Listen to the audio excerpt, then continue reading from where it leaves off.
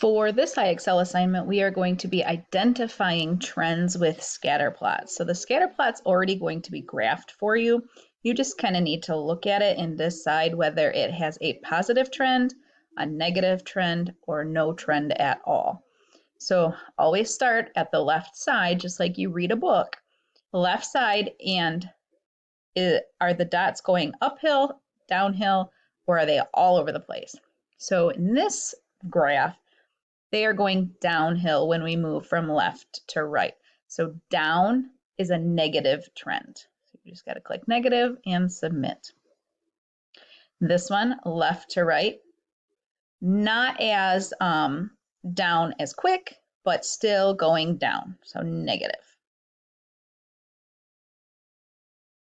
Same thing here, still kind of going down, not as steep.